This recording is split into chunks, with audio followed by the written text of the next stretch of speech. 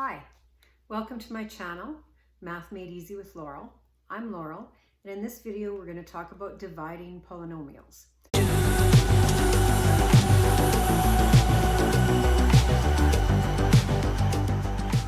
So to start with, I want to talk about negative factors, and by that I mean if you have a fraction and you have a negative in the denominator, we usually don't want to leave our negative factor in the denominator. So understand that this is also equal to negative a over b, and that's preferable to this.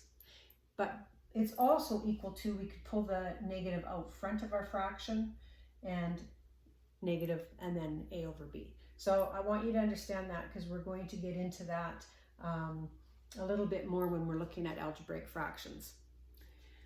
But the first example that I want to do in dividing polynomials is just take a monomial and divide by another monomial.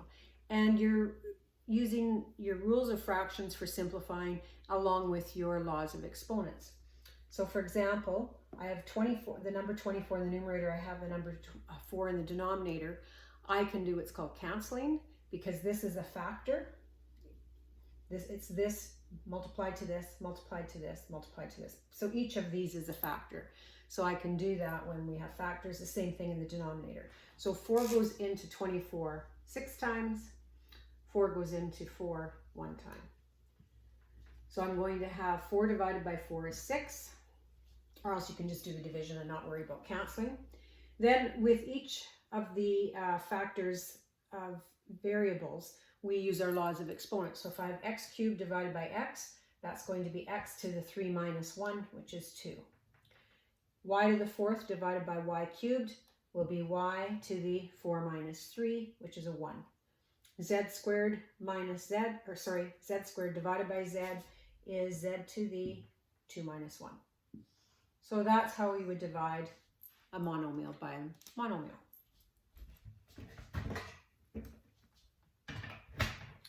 If I had more than one term in the numerator and I was dividing by monomial,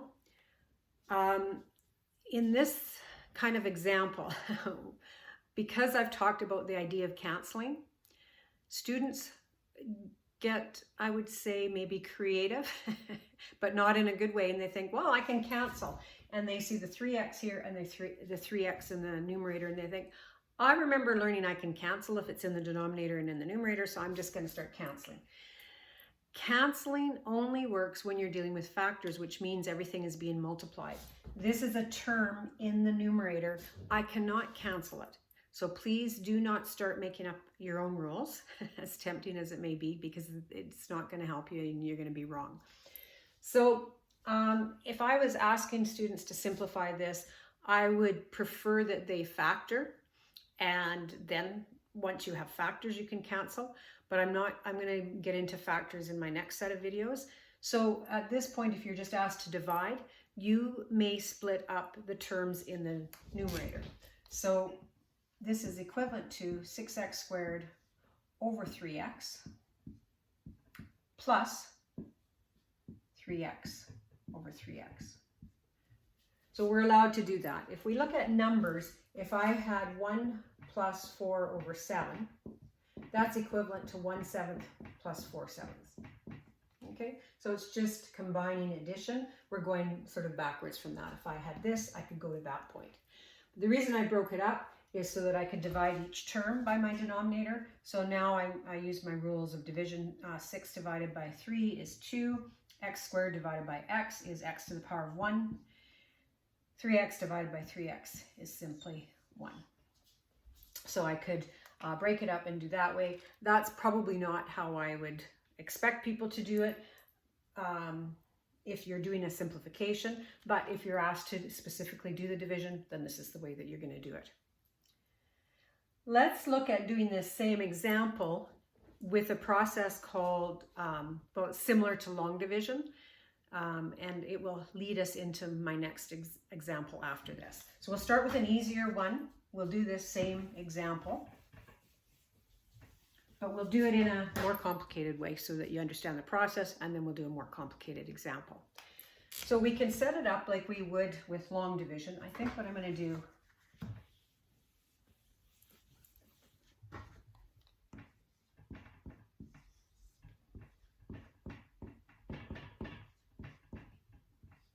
just move it up so I make sure I have lots of room. And this is called the divisor, this is called the dividend, and whatever result you get there is called the quotient. So I look at my first term and I look at my dividend, or sorry, my divisor, and I say, how many times will this go into that? And my answer is going to be 2x. So 3x times 2x is 6x squared. Then just like long division, I subtract. So I have 6x squared plus 3x minus 6x squared leaves me with 3x. Then I put a plus of an addition, and it's how many times does 3x go into 3x? It goes once. 1 times 3x is 3x, and I subtract and get 0.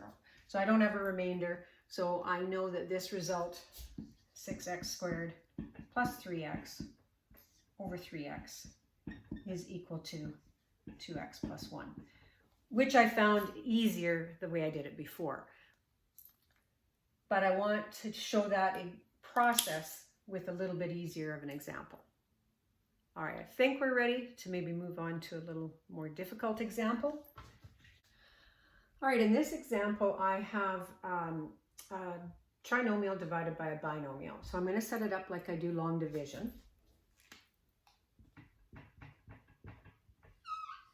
When you're doing this process, you need to arrange your terms in order of degree in descending degree. And what tells you the degree is the exponent. So this term is degree 3, this is degree 2. I don't have a term that's degree 1, so I'm gonna put 1 in, but I'll put a coefficient of 0, and this is a degree of 0. So what I mean is I'm gonna have 4t cubed plus 2t squared. I don't have any t terms, so I'll just put plus 0t, and then I have my last term. So just make sure that these are descending order. I look at the first term here, and I divide t into that. But because I have 2 terms, I'm going to put my quotient above my second term. So t goes into 4t cubed, 4t squared times. Now I multiply the whole divisor by 4t squared. So t times 4t squared would be 4t cubed. 1 times 4t squared is 4t squared. Then I subtract. So remember, you're subtracting each term. If you prefer, you could change it to addition and change the sign. It will work out the same way. So I have 4t cubed minus 4t cubed is a 0. I have 2t squared minus 4t squared. So that's going to be negative 2t squared. And then I can bring down the rest of the polynomial.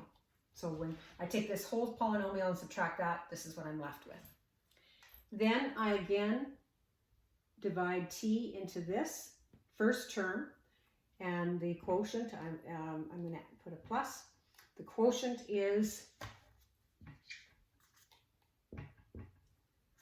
negative 2t.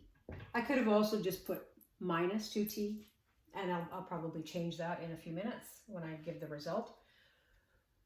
So t times negative 2t is negative 2t squared, plus 1 times negative 2t is negative 2t, and then I subtract that from this polynomial.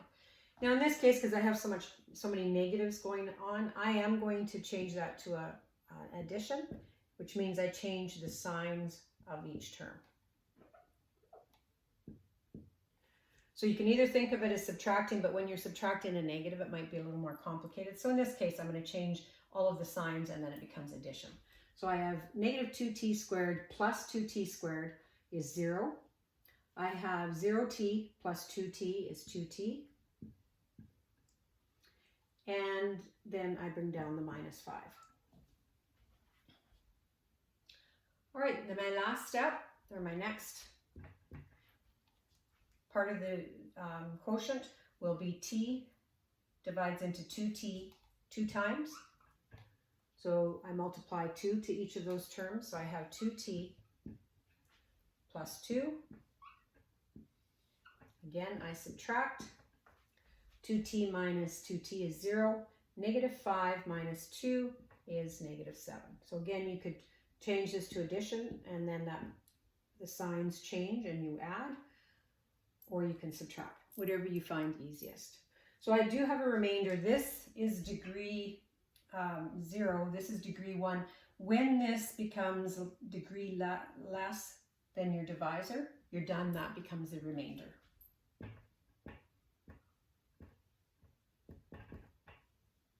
And you could then write this quotient as 4t squared minus 2t plus 2 plus, whenever you're doing division and you have a remainder, that remainder goes over the divisor.